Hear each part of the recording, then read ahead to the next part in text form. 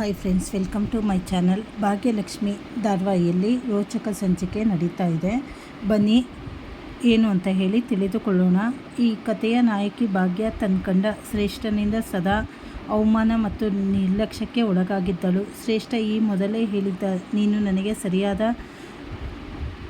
ಈ ಕಡೆ ಭಾಗ್ಯ ಹಳೆಯದೆಲ್ಲ ನೆನೆಸ್ಕೊತಾ ಇರ್ತಾಳೆ. ನೀನು ನನಗೆ ಸರಿಯಾದ ಹೆಂಡತಿಯಲ್ಲ, ಗಂಡ ಇಲ್ಲದೆ ನೀನು ಅಂತ ಹೇಳಿರ್ತಾನೆ. ಆದರೆ ಶ್ರೇಷ್ಠನ ಮದುವೆ ಆಗೋ ಟೈಮಲ್ಲಿ ಭಾಗ್ಯ ತಾಳಿ ತೆಗೆದುಕೊಟ್ಟಿರ್ತಾಳೆ. ಆಗ ಗಂಡ ಇಲ್ಲದೆ ನೀನು ಹೇಗೆ ಬದುಕ್ತೀಯಾ ಅಂತ ಹೇಳಿ ನಾನು ನೋಡ್ತೀನಿ ಅಂತ ಹೇಳಿ ಸವಾಲು ಹಾಕಿದ್ದ.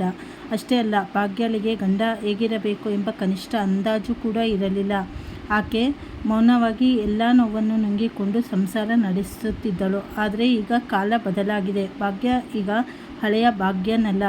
ತನ್ನ ಬದುಕಿಗೆ ಹೊಸ ಸೂತ್ರವನ್ನು ಅವಳು ಕಂಡು ಹಿಡಿದುಕೊಂಡಿದ್ದಾಳೆ. ವಿಶೇಷವೆಂದರೆ ಅದೇ ಹಸೆಮಣೆ, ಅದೇ ಗಂಡ. ಆದರೂ ಈಗ ಭಾಗ್ಯ ಮದುವೆಗೆ ಒಪ್ಪಿಕೊಂಡಿದ್ದಾಳೆ. ಅದು ಯಾಕೆ ಗೊತ್ತಾ? ಹೋದ ಸಲ ಅವಳಿಗೆ ಆಯ್ಕೆ ಇರಲಿಲ್ಲ. ಆದರೆ ಈ ಸಲ ಎಲ್ಲ ಗೊತ್ತಿದ್ದೇ ಅವಳು ಈ ನಿರ್ಧಾರ ತೆಗೆದುಕೊಂಡಿದ್ದಾಳೆ.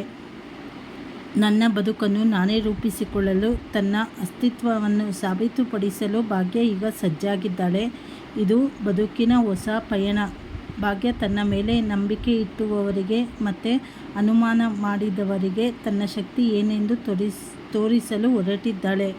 ಈಗ ಭಾಗ್ಯ ಮದುವೆಗೆ ಒಪ್ಕೊಂಡಿದ್ದಾಳೆ. ತಾಂಡವ್ ಜೊತೆ, ಆದಿ ಜೊತೆ ಮದುವೆ ರದ್ದಾಗಿದೆ. ಆದರೆ ಈಗ ಮನೆಯವರ ಒತ್ತಾಯಕ್ಕೆ ಮದುವೆ ಮಾಡ್ಕೊಬೇಕು ಅಂತ ಹೇಳಿ ತಾಂಡವನ ರೆಡಿಯಾಗಿದ್ದಾಳೆ. ಆದರೆ ಎಲ್ಲರ ಮುಂದೆ ತಾಂಡವನ ನಿಜ ಬಣ್ಣ ಬಯಲು ಮಾಡ್ತಾಳ.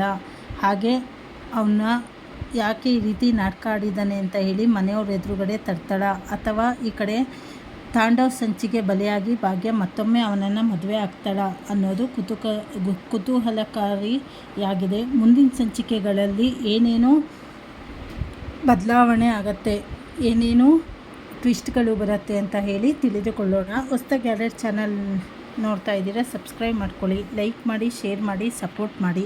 ಹಾಗೆ ಪೂರ್ತಿ ವಿಡಿಯೋ ವಾಚ್ ಮಾಡಿ. ಧನ್ಯವಾದಗಳು.